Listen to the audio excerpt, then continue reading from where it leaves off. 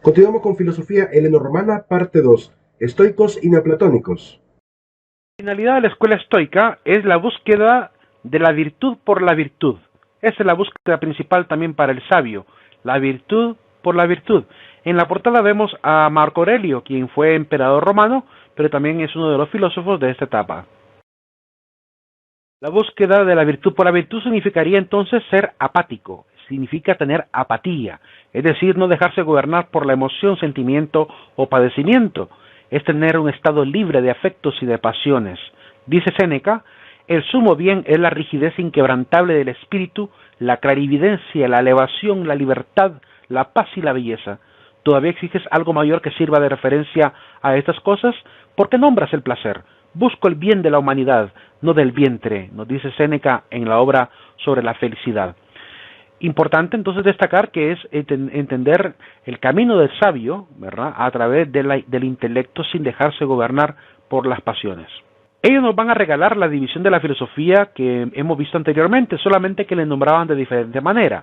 La rama del ser es lo que llamaban la física, la rama del conocer es lo que llaman la lógica y la rama del actuar era lo que llamaban la ética. Sin embargo, en la filosofía actual la hemos cambiado por ser, conocer y actuar, porque si miramos entre la rama del actuar está la estética y la estética no entra de manera directa con la ética.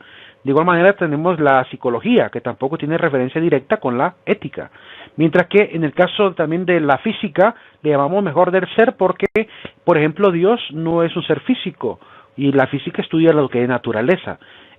Por lo cual el ser metafísico de Dios no puede ser explicado, ¿verdad?, desde la física, sino que por esa razón le llamamos mejor algo más general como la rama del ser. Y la rama del conocer, evidentemente la lógica estudia la ley del pensamiento, pero no las teorías del conocimiento, por lo cual la epistemología, la nociología no quedarían muy bien encerradas en el término lógica, y por eso mejor le llamamos la rama del conocer. En la lógica, habiendo ramas, dicen ellos, la retórica y la dialéctica. La retórica es la ciencia del bien decir y la dialéctica la ciencia del bien discurrir.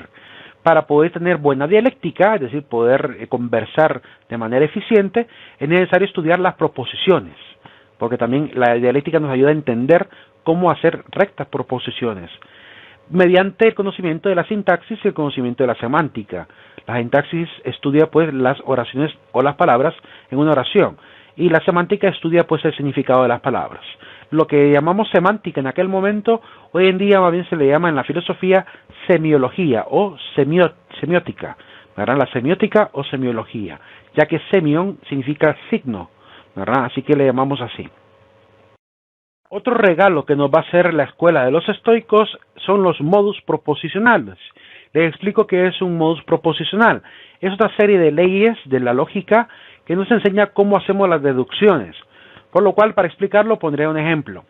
Si yo decido, por ejemplo, que en una oración condicional donde digo, si estudias pasarás al examen, y reparto la primera proposición es estudias y la segunda proposición que es pasarás el examen, y digo que son proposiciones completas, ¿por qué? Porque en la palabra estudias está incluido el sujeto.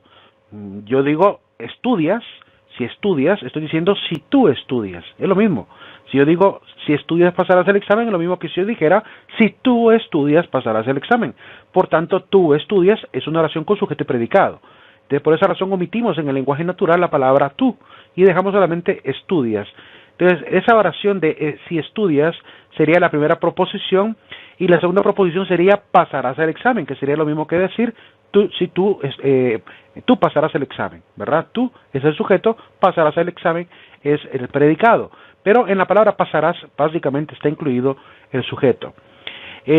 Así que si yo transformo esto a un lenguaje simbólico, yo para poder unir estos dos términos, estudias y pasarás el examen, necesito un conector que sería el condicional. Sí, entonces, si tú tal cosa, entonces tal cosa. Ese sí o entonces le llamamos implicador o condicional y tiene este símbolo como una flecha hacia el lado derecho. Estoy diciendo, si yo coloco la letra P antes y la letra Q después, estaría diciendo que la letra P es la causa de Q. Si tú estudias P, entonces pasarás el examen, Q. Y por esa razón es que utilizamos letras para hacer una especie de de matemática del pensamiento. Ahora, este ejemplo lo puedo transformar así: si estudias, entonces pasarás el examen; estudias, por tanto pasarás el examen. Este silogismo se representa de una manera muy particular, que es utilizando las variables. En este caso es el modus ponendo ponens, el modo que afirmando afirma. Es decir, dado que afirmo que estudias, entonces afirmo la conclusión. Si afirmo el antecedente, que es estudias, tengo que afirmar el consecuente: pasarás el examen, ya que es una condición. Entonces, en este caso, se puede obtener de parte de este silogismo una fórmula, que es la que llamamos el modus, ¿verdad? Y aquí aparecen en las fórmulas las siguientes. Voy a señalar, si nos fijamos en este primero, aquí está: si P, entonces Q. P, por tanto Q, ¿verdad? Que es básicamente lo que estaba explicando ahorita. Pero hay muchos más modos: el silogismo disyuntivo, el silogismo destructivo, la adición, la importación y el reductio ad absurdum, la de reducción al absurdo. Todas estas son leyes lógicas que nos ayudan a ayudar a hacer las deducciones más rápidamente. ¿Sí? Si yo me encontrara con un conflicto en un discurso, imagínense un discurrir científico, y quisiera encontrar la conclusión a la cual voy a llegar a partir de las premisas, puedo jugar con estas leyes para hacer las deducciones, para hacer un examen de lo que diríamos es una prueba de validez. Veríamos si es válido o no es válido llegar a una conclusión, ¿verdad? Por ejemplo, imagínense aquí en el silogismo constructivo aparece 1, 2, 3 premisas antes de la conclusión. Tenemos premisa que se encuentra acá. Entonces, ¿verdad? Si yo tengo estas 3 premisas de esta manera, ¿verdad? Y tengo esto como conclusión, sé que es una ley lógica, y por tanto, cuando yo encuentre oraciones que cumplan con esta condición y ordenamiento, Entonces yo saber perfectamente que está cumpliendo una ley lógica y que por tanto podría mostrarse cuál es el resultado antes de poder siquiera analizar desde la lógica material el argumento. tenemos el ejemplo del modus tollendo tollens, modo que niega, niega, modo que negando niega, diríamos también. En este caso, si nos fijamos en la fórmula, dice: si P, entonces Q, niego Q, con un negador, ese símbolo significa una negación, por tanto niego P. Si P es la condición para que se dé Q, y niego que ocurrió Q, entonces admito, hago la conjetura de que tampoco ha ocurrido P, porque siempre que ocurra P, ocurrirá Q, que esa es la condición que estoy presentando aquí. Por lo cual, en la oración, si compro un ticket, entonces viajaré, no compré el ticket, por tanto, no viajaré. En este caso le di vuelta, ¿verdad? En este caso primero coloqué viajaré, compré el ticket y después viajaré. ¿Por qué? Porque son implicaciones. Implica que Q se cumple si se cumple P, ¿verdad? Y si se cumple P, entonces implica que se cumplirá Q. Por esa razón están en esa implicación de causa y efecto. Si se da el efecto, se da la causa. Y si se da la causa, se da el efecto, ¿verdad? Y lo viceversa. Si no ocurre, tampoco ocurre lo que depende de ello. Por esa razón le puedo dar vuelta perfectamente y aún así seguiría siendo un modus tollendo tollens, o un simple llamado modus tollens, modo que niega. Si yo digo, por ejemplo, en un examen, imagínense, de una revisión de una fórmula química, si yo digo, si tiene pH de acidez de 8 a 10, es un alimento alcalino. La lechuga tiene un pH de 9, por tanto la lechuga es un alimento alcalino. Dado que cumple la condición que aparece en la condición inicial, la oración segunda, ¿verdad? Por tanto se cumple la tercera. Este sería un modus ponendo ponens, porque estoy afirmando que realmente ocurre, ¿verdad? Sería un ejemplo parecido a la fórmula anterior. En el silogismo hipotético, ¿verdad? Ocurre lo siguiente: se dan 2 condiciones antes de ir a la última condición, donde si P entonces Q y Q entonces R, P entonces R. ¿Qué estoy diciendo? Que si P es la causa de Q y Q es la causa de R, automáticamente yo asumo que P también es causa de R, porque está antes de Q como causa, ¿verdad? Es la ley de causa y efecto. Entonces, por ejemplo, podemos hacer una oración: si Diana me llama, entonces me quiere. Si me quiere, entonces nos casaremos. Si Diana me llama, por tanto nos casaremos. Aunque es un poco exagerado llegar a esta deducción, pero sí, es válido, como argumento es válido. Si entro a la universidad, entro a las clases. Si entro a las clases, entonces aprenderé. Si entro a la universidad, por tanto aprenderé, ¿verdad? Puede llegar a esa deducción también. Y es importante también mencionar que a partir de este aporte de los estoicos, la lógica formal se encargó de encontrar el resto de conectores, ¿verdad?, con aportes de diferentes filósofos, y que han llegado a ser estos tipos de conectores, que hoy llamamos conectores lógicos, que nos sirven para poder jugar con la matemática del intelecto, la matemática del pensamiento. Zenón de Quitio. Zenón de Quitio, el aporte de él es hablar del neuma. ¿Qué es el neuma? El neuma es el hálito vital de los seres, es la fuerza vital. Neuma, si se lee en griego, directamente significaría soplo o viento. Y de hecho esta palabra es importante porque hasta el día de hoy seguimos hablando del neuma. El neuma es el principio interno de fuerza, es el aire cálido o espíritu, cuyas tensiones explican los diversos movimientos de los cuerpos, que en griego se dice tonoi. Él era un filósofo de estilo materialista, ¿verdad?, dinamista, panteísta y determinista. Y a pesar de ser un materialista, hablaba del neuma, que es una, por así decirlo, una esencia vital que tiene que ver con algo también abstracto, casi abstracto. Hoy en día la palabra neuma la utilizamos en el mundo católico para hablar del Espíritu Santo, porque neuma, que significa soplo o viento, es el equivalente de la palabra hebrea ruach, que significa también soplo o viento, y en el Antiguo Testamento al Espíritu Santo se le llamaba el Ruach Kadosh, es decir, el Espíritu Santo. La siguiente escuela, que está dentro de la misma escuela estoica, es la escuela ecléctica, es decir, del mundo romano surge esta escuela pequeñita, en manos de dos filósofos muy famosos, Cicerón y Séneca, ¿verdad? Marco Tulio Cicerón y Lucio Annio Séneca. Políticos ambos, abogados, ¿verdad?, oradores, miembros de Senado, incluso algunos de ellos, como el caso de Séneca, consejero incluso de emperadores, como Séneca mismo fue, él fue consejero de Nerón, ¿verdad? Ellos enseñan el eclecticismo probabilista académico, que consiste en lo siguiente, en palabras sencillas sería eclecticismo nada más. El eclecticismo es la actitud de tomar de todas las escuelas y filosofías lo mejor de lo mejor. Si yo, por ejemplo, veo a alguien que es poeta, me vuelvo un poco poeta. Si veo a alguien que dibuja, adquiero un poco de dibujo, de habilidad para el dibujo. Si alguien canta, entreno mi voz hasta poder cantar un poco. Es decir, aprendo de todas las artes, oficios y deportes un poco de cada uno. ¿Qué voy a lograr con esto? Voy a lograr volverme una persona muy universal. De hecho, el eclecticismo probabilista se vuelve básicamente se vuelve la base para la universidad, la base del pensamiento y la línea que van a tener las universidades, porque la universidad es esto. A veces los chicos dicen, ay, ¿por qué estoy estudiando informática si yo soy ingeniero, si yo voy a ser licenciado en psicología? ¿De qué me va a servir a mí la informática? Yo escuché eso una vez en una glorieta de un joven que se quejaba por eso. ¿Por qué voy a estudiar informática? Como si no supiera que el psicólogo necesita hacer sus presentaciones, necesita hacer material audiovisual, aprender un poco. Informática está muy bien, ¿verdad? Por lo cual tenemos que entender que el ser universitario es eso, es aprender conocimientos universales, por lo cual tomamos de todas las disciplinas lo mejor que pueda adaptarse pedagógicamente al área en el cual nos vamos a desempeñar. Por ejemplo, los ingenieros en sistemas estudiamos mercadotecnia, porque nos va a tocar que vender software, ¿verdad? En mi carrera de sistemas tuve que estudiar mercadotecnia, vimos mercadotecnia, vi administración 1, administración 2, llevamos estadística, ¿verdad? Áreas que nos van a servir para poder desenvolvernos en nuestro momento. Y también hay que reconocer algo, que algunas de las clases son propedéuticas, es decir, que tienen la finalidad de ayudarnos a pues acelerar un poquito la capacidad de abstracción, la capacidad del intelecto, hacer que el intelecto se vuelva pues habilidoso, y para eso sirve la matemática, sirve el cálculo, el precálculo, las ecuaciones diferenciales, sirve para la parte práctica de la carrera, pero también sirve como herramienta propedéutica para agilizar la lógica que un profesional necesita para poder tomar más adelante decisiones complejas. Entonces es importante también estudiar esa área.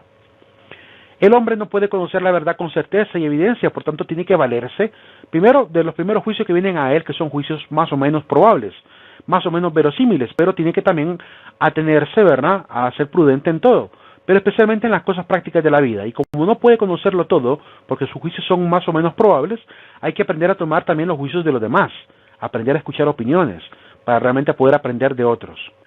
Frases de Marco Tulio Cicerón y Lucio Annio Séneca. De Cicerón: la misma belleza del mundo, el orden que reina entre los cuerpos celestes, nos obligan a reconocer la existencia de una naturaleza superior y eterna a la que el género humano debe admiración y respeto. Pareciera que está hablando de Dios.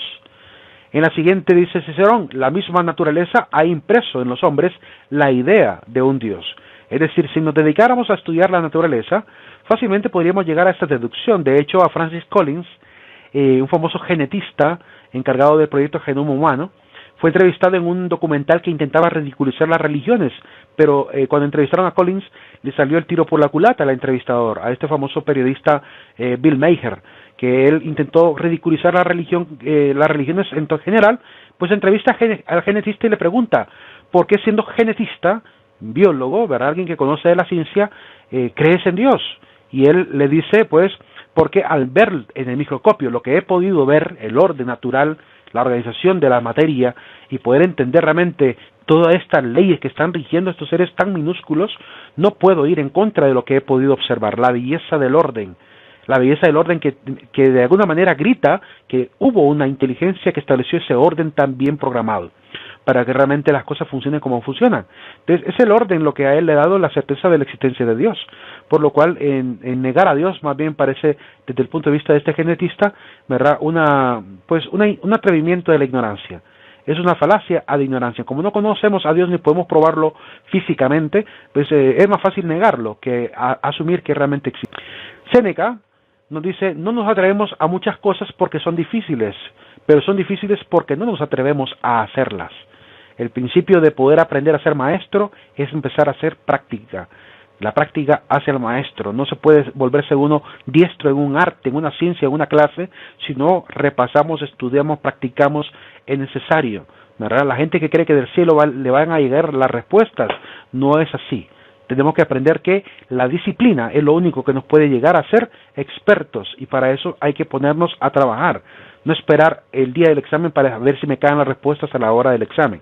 Tengo que repasar, estudiar, aprender, repasar constantemente. Séneca dice, lo que las leyes no prohíben puede prohibirlo la honestidad. Es cierto. En una legislatura como la nuestra, que a veces es tan corrupta, pues lo único que sirve como principio de ética va a ser la honestidad de cada uno, la poca honestidad que quede todavía en este mundo. Postura filosófica de cada uno. Cicerón estaba en contra de la adivinación, pero no así en contra de la religión, como podemos ver, más bien aboga por la idea de Dios. Séneca divide la filosofía en física, que estudia el ser, lógica y moral. Esta es la forma en que vimos anteriormente, ¿verdad? Él es el que la propone. La virtud debe ser la aspiración del sabio, eso es lo que debe adquirir la sabiduría, la virtud misma.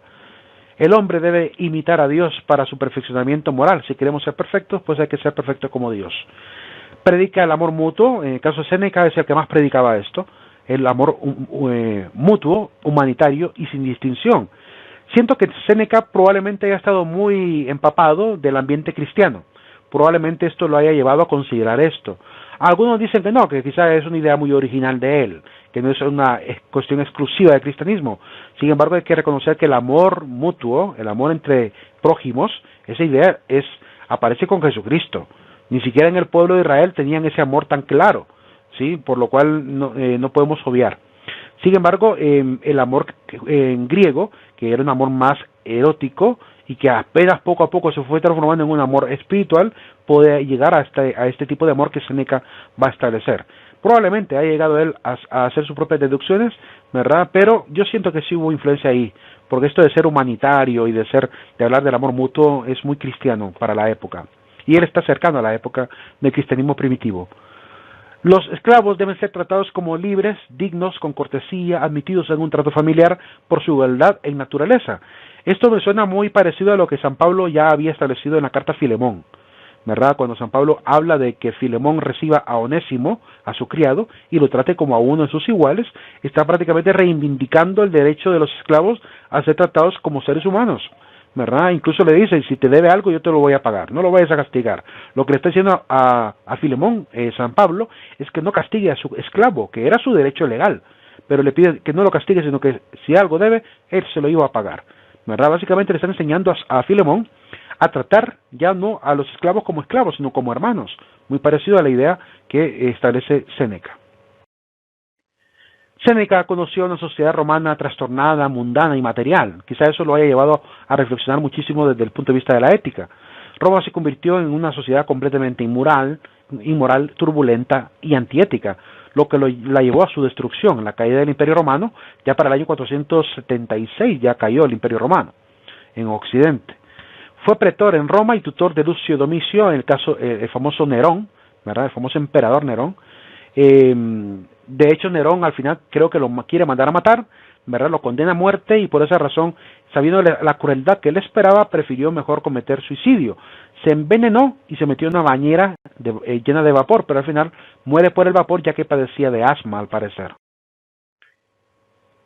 Marco Aurelio, por otro lado, siendo emperador, él enseñaba que la naturaleza es perfección y armonía, que debemos usar la razón como guía y la educación como cimiento.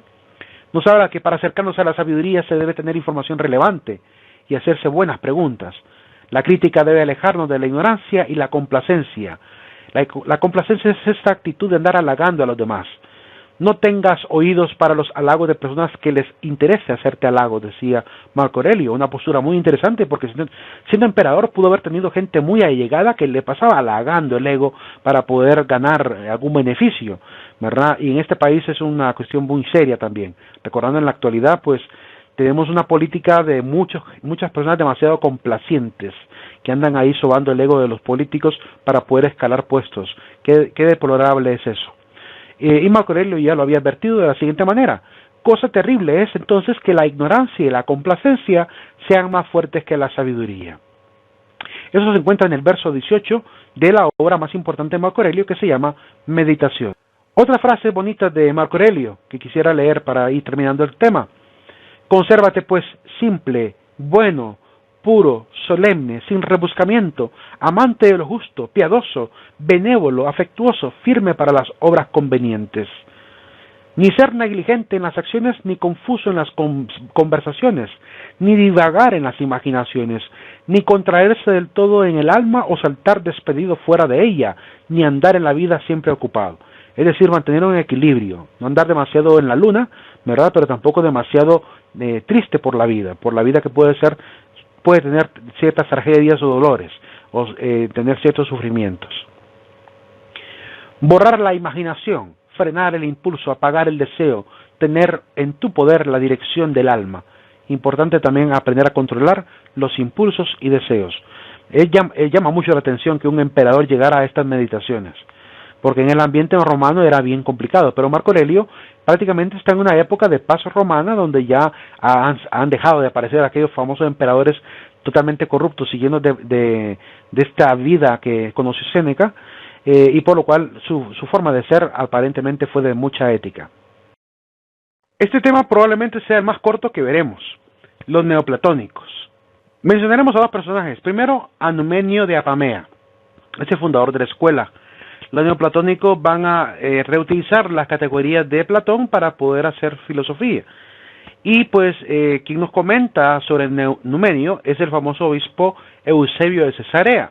Él es el que habla acerca de que Numenio es el fundador, y toma incluso una teoría de Numenio y la acomoda a la filosofía cristiana.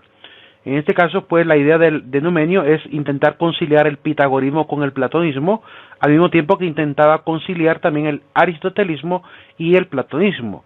Sin embargo, pues no se logra con tanto éxito realizar, sobre todo la obra de unir aristotelismo y platonismo. Son muy distintos, sobre todo cuando tocan el tema de la esencia humana, el alma y el cuerpo.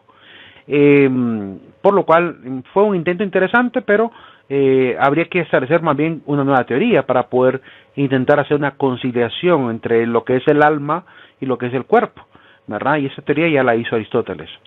Ahora, Eusebio Cesarea, como digo, va a hacer algunas interpolaciones a las opiniones de Numenio para demostrar cómo Numenio, siendo un filósofo pagano, llegó a verdades lógicas, a verdades que tienen que ver con la esencia de Dios, muy semejantes a lo que creemos hoy en día los cristianos, por lo cual voy a colocar esas interpolaciones donde toque. Como Dios, dice Numenio, el Dios supremo, el Dios verdadero, el que está por encima de todos los dioses del mundo pagano, ¿verdad? Ese ser es el ser primitivo, así le llama él. Lo que nosotros diríamos, pues, es Dios Padre. No puede entrar en comunicación directa con el mundo visible ni obrar inmediatamente sobre la materia. Por tanto, dedujo de aquí que el mundo fue producido por la inteligencia, es decir, Cristo, en este caso. Recordemos que los paréntesis son las interpolaciones del obispo cristiano. Esta inteligencia es emanación inmediata del ser primitivo. Es como decir que el Hijo pues fue engendrado por el Padre, ¿verdad? Desciende del Padre. Esta emanación entonces es del ser primitivo. Este demiurgos, este Dios creador, ¿verdad? Es una divinidad secundaria, por tanto podríamos llamarle el Hijo de Dios. Produce a su vez una tercera que rige, gobierna y armoniza las diferentes partes del universo, como si dijéramos el alma universal, al cual podríamos siquiera pues hablar en relación con el mundo cristiano, decir que podría ser la imagen del Espíritu Santo, la cual en unión con la inteligencia y el Dios Supremo forman una tríada. Aquí hay una pequeña aclaración que debo hacer. En el mundo cristiano no hablamos de tríada, sino de trinidad. ¿Por qué hacemos la diferencia? Porque tríada es hablar de tres dioses. Pero Dios Padre, Hijo y Espíritu Santo no son tres dioses, es un solo Dios, ¿verdad? Dentro de la sustancia, ¿verdad? De Dios mismo. Son tres personas en un solo Dios verdadero, tres personalidades de una sola sustancia. Compartiendo la sustancia son prácticamente lo mismo. Pero es interesante ver cómo Eusebio, ¿verdad? Transforma este lenguaje de Numenio a lo que hoy en día consideramos pues cristiano, ¿verdad? Ver al ser primitivo como el Padre, al demiurgos o inteligencia creadora como Cristo, y al Espíritu que gobierna todo, ¿verdad? El alma universal, el Espíritu Santo. Plotino vivió por el año 204 y murió en el año 270 después de Cristo. Él creía que el Ser Supremo sí tuvo emanaciones hacia la decadencia, decía él. Es decir, que es como que Dios se hubiese sacado de su ser fragmentos de su ser para engendrar o generar los demás seres. En este caso, pues, para producir el universo, imaginen a un Dios diciendo, me voy a quitar este fragmento de aquí para armar el universo, este fragmento de aquí para armar al hombre. Entonces, es como creer que Dios es un ser que está en todo, por lo cual el sistema de pensamiento religioso de Plotino va a ser un panteísmo. Él creía que Dios está repartido en todo y que cada cosa es más o menos perfecta en cuanto a que está más o menos en decadencia, ¿verdad? Es decir, entre menos decadente sea la esencia, menos se puede decir más sublime es y por tanto más cerca de lo que sería Dios es. Entonces el ser humano es superior a la planta, al animal, y por tanto está más cerca de ser imagen de Dios, cercano a la esencia de Dios. Así lo creía él. Él creía que Dios había prácticamente explotado y regado por todo el universo. Existe una escala de mundos espirituales, según él. Esta teoría también está en el mundo de los judíos. Los judíos creían en la antigüedad, no sé si hoy en día lo creerán todavía, pero en la antigüedad creían de que había muchos mundos espirituales, o por así decirlo, diferentes niveles del cielo, ¿verdad? Muy parecido a las ideas que van a aparecer en el Antiguo Testamento y en el Nuevo Testamento, sobre todo, cuando Pablo haga alusión a alguien que dijo que había viajado al tercer cielo. Sin embargo, también hay que reconocer que ese fragmento de la Biblia, donde Pablo habla del tercer cielo, es tratando de ridiculizar o de ironizar a quien se creía prácticamente un superapóstol que afirmaba haber viajado al tercer cielo. Entonces Pablo, hay que leer la carta bien, porque Pablo en ese momento no está admitiendo la existencia de un tercer cielo, sino que está más bien ironizando lo que alguien dijo que había viajado al tercer cielo, ¿verdad? Está diciendo en un aspecto de que él no tiene esa se puede decir supuesta dicha de tener esa comunicación con lo espiritual. No, Pablo intenta más bien abajarse, demostrar que él siendo apóstol, ¿verdad? No ha tenido esas experiencias que algunos afirman, esos superapóstoles le llama a él. Dios es incomprensible, es innominable, es unidad absoluta, necesaria, inmutable, infinita, es el uno, pero no como realidad numérica, sino como unidad universal. Entonces, en este sentido, la definición de Dios que tienen estos filósofos, que son previos al cristianismo, miren que estamos en el año 204, hay cristianismo, pero ellos no son cristianos, ¿verdad? Ellos son de la filosofía pagana, y aún así llegan al conocimiento de las ideas de Dios que hoy manejamos, ¿verdad? Por lo cual son muy importantes. Superior a la bondad, libertad, pensamiento y voluntad, Dios mismo es superior a todo esto. Dios es superior a la bondad, es superior a la libertad, al pensamiento y la voluntad. El hombre también tiene que aspirar a ser como Dios, a superar cada uno de estos elementos y alcanzar siempre lo que es perfecto en cada uno de estos elementos. Plotino, él hablaba de la caída. ¿Recuerdan a Platón? Cuando él afirmaba que las almas habían caído de un carruaje encarceladas en el cuerpo. Pues la caída, dice Plotino, produjo en el ser humano este olvido divino. Ya no se acuerda de Dios cuando ha nacido. Pero evidentemente tuvimos experiencia divina, dice él, antes, ¿verdad? Antes de venir al cuerpo. La perfección del alma y la felicidad suprema es la unión extática con el unum. Es decir, hasta que no nos unamos a ese ser primitivo, a ese ser primigenio que llamamos Dios, el hombre no va a poder estar tranquilo. La felicidad suprema se encuentra en él. En la unión extática es este momento en el cual hay esta experiencia espiritual donde entro en un estado de éxtasis, donde recibo la naturaleza de Dios de alguna manera, ¿verdad? Y tengo la experiencia de convivir alguna parte de la gloria que Él trata de demostrar a la humanidad, o demostrarle a la humanidad, mejor dicho. Por lo cual, esta unión extática es el momento donde el alma, dice, se identifica con el uno, con el ser. Es arrebatada, dice, el alma y es absorbida por la fuerza o golpe intuitivo. Se olvida del cuerpo, pierde la conciencia de éste y hasta de su propia existencia. La gente que ha tenido momentos de éxtasis espiritual ha tenido estas experiencias donde puede prácticamente perder noción del tiempo completamente y quedar completamente en dormición, dormido, ¿verdad? Básicamente mientras tiene la experiencia. Quienes lo han tenido pues han aparecido a lo largo de la historia, muchísimos. En la Biblia mencionamos a muchos que han tenido experiencia de Dios. Jacob tuvo experiencia de Dios, Elías tuvo experiencia de Dios, Moisés tuvo experiencia de Dios, ¿verdad? La mayoría de los profetas tuvieron experiencia de Dios, todos los profetas, mejor dicho, porque tuvieron que haber recibido de parte de Dios el mensaje, tuvieron seguramente experiencias extáticas. Y en el mundo cristiano ya también Pablo tuvo su experiencia extática. Pedro, Santiago y Juan tuvieron experiencia estática cuando vieron a Jesús transfigurado. Es decir, que ese fenómeno ocurre normalmente en alguien que tiene actitud religiosa, es decir, con el ansia de querer retornar al ser universal, al ser único que es Dios.